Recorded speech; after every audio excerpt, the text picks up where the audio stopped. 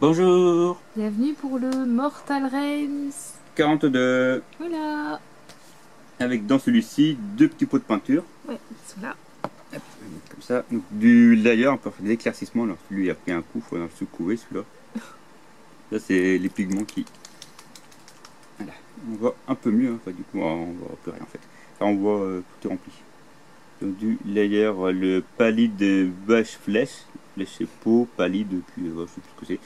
Et le Calgar Blue, donc Manus Calgar des Ultramarines. Là il est un peu beaucoup plus pâle. Et ma phrase elle veut rien dire, beaucoup. C'est début d'année, c'est ça, vous j'ai pas en parler. Et ensuite un pinceau layer pour les éclaircissements. Alors, on va essayer de retirer. Non, bon, en fait on va pas le retirer parce que je galère. Laisse-le, ouais. Voilà, donc taille S hein, du coup pour les trucs fins. On voit un petit peu le pinceau en travers, je sais pas. Voilà, c'est pour les petits détails. Donc là on va partir du coup sur le rehaussement en fait, les éclaircissements. Donc dans le 42, donc toujours Chamon, hein, la suite, parce qu'on est arrivé dans le rayon, je dirais le magasin, dans le royaume de Chamon, les deux peintures et la rayon justement qui explique comment ça va se faire. Jusqu'à maintenant on était dans le royaume de la vie, maintenant on est parti dans le royaume du métal.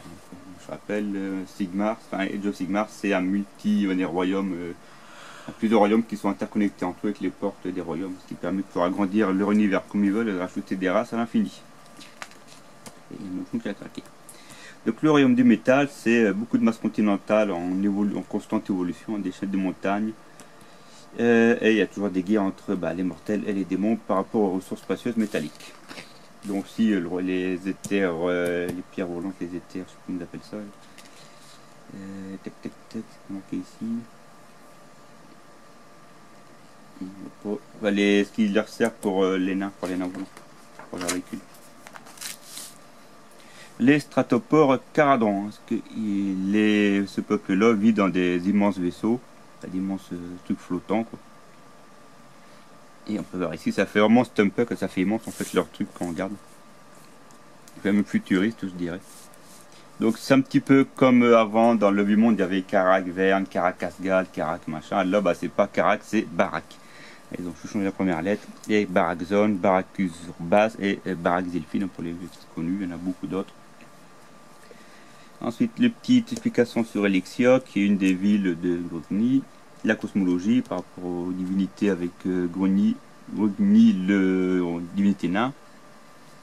Ensuite, on continue avec les royaumes primordiaux. Donc ça, on est parti maintenant dans le royaume de Nagash avec Sich. Bien compliqué à lire à chaque fois. Donc le royaume de Nagash, l'ombre vert qui est en partie dans Shadowspear. C'est là que ça fait la première apparition avec les Catophrane. Donc pour le petit truc, hein, c'est dans Underworld que ça a démarré, hein, Shadowspear. Et les Catophrane en fait ils ont réussi à devenir, on va dire, immortels en mettant leur double dans un miroir et en pouvant comme ça devenir immortels dedans et communiquer avec leurs anciens. Avec leurs descendants, sauf que Nagash n'a pas été content, il a puni la cité et c'est pour ça que maintenant quand les bandes arrivent dans un univers de Shadowspear, lorsqu'ils meurent, ils reviennent à la vie puis ils font un combat final, enfin un combat éternel, quoi. Les petits plateaux, de ce que je veux dire. Bandes de Shadowspear, avec les Skaven, les bandes qui s'affrontent. Excuse-moi de t'avoir réveillé. Donc voilà, des petites anecdotes sur Shadowspear. Ensuite, on est parti sur les Oruks, on dit les orques. Ça, c'est les orques sauvages, les fracassos. Parce qu'ils fracassent les os, donc les fracassos. C'est des orques vraiment sauvages, on peut le voir. Ils sont très peu habillés, ils ont des armes en. Quand même en métal. Non, c'est de la pierre quand même. C'est de la pierre, je crois. Ah ouais, c'est de la pierre. Je pense que c'est du métal vu le truc. La pierre comme des silex, ouais. Là, je me disais, le métal, ils sont à poil, ils arrivent à faire du métal, c'est fort. Mais non, au niveau des orques, c'est le niveau un petit peu bas, comparé aux Eronjan. Je pas les orques en fer, quoi. J'ai pas de figurine comme ça, du coup, des orques sauvages, j'en ai pas du tout. Si, j'ai une bande de Underworld dans l'orque sauvage. C'est tout. Donc, les prophètes Burgo, donc c'est un petit peu les chefs d'armée. Alors, en fait, à la base, le Burgo, c'est un personnage spécial des orques sauvages. Maintenant, c'est devenu complètement une caste, en fait. Les Uruks sauvages, hein, comme ils s'appellent avec les masques chaque fois, le prophète. Et si on peut voir qu'ils affrontent un Mutalix ici. Donc le rayon de peinture, comment ça fonctionne avec les éclaircissements. Alors déjà, ils disent en fait de repasser, là les par au combat elle est repris, donc commencer jusqu'à maintenant et comment ça va être après. On peut avoir un léger éclaircissement ici sur le blanc en fait. Donc ils démarrent d'abord, ils reprennent en fait la peinture, la base, hein, la peinture classique. Ils refont une peinture dessus, qui rééclaircissent déjà avec le shader qui est dessus. Pareil pour le blue, quand en blue. Et ensuite ils prennent, donc ils prennent la troll. Ensuite ils reprennent du coup donc celui-ci pour faire les ombrages ici en blanc. En fait pas les ombrages. Les arêtes. Voilà oui, les arêtes, les ombrages. Ils font des ombrages en blanc, tout à fait. Là ils font en fait tous les arêtes ici en blanc pour justement faire la démarcation de couleur. Donc là il explique comment il fait de la peinture, trop dilué ça va donner ça, pas assez dilué, etc. Comment il faut mettre sur le pot. Sur le pinceau. Sur le pinceau, oui, c'est début d'année, c'est ça, c'est la première vidéo de 2022, ça promet cette année, ça promet. Voilà. Et donc ici on peut voir qu'ils mettent vraiment sur les bords, sur les éléments en fait en relief pour éclaircir, justement, pour éclaircir le haut et assombrir le bas. Ça doit que j'ai plus peint pendant un moment, tout ce qui est éclairé. Tout ce qui est peinture, c'est plus le domaine de Lydia, c'est pas vraiment le mien, tout ce qui est graphique. Je peins jamais donc. Oui, la fille qui est en train de peindre des trucs en résine. Ouais, mais je mets 2 couleurs. Ouais, bah c'est déjà 2 couleurs de bien. J'ai 2 couleurs plus que moi. Et donc les séquiteurs et les hâte spectre. Et ensuite ils disent en gros débrouillez-vous que les autres, hein. Vous avez fait cela, vous saurez faire les autres. On voit la quantité de figurines qu'il y a à faire après. Les points de commandement, qu'est-ce qu'ils accoupent? En fait, c'est les points de commandement. On peut s'en servir pour utiliser des capacités spéciales en fait pour les chefs.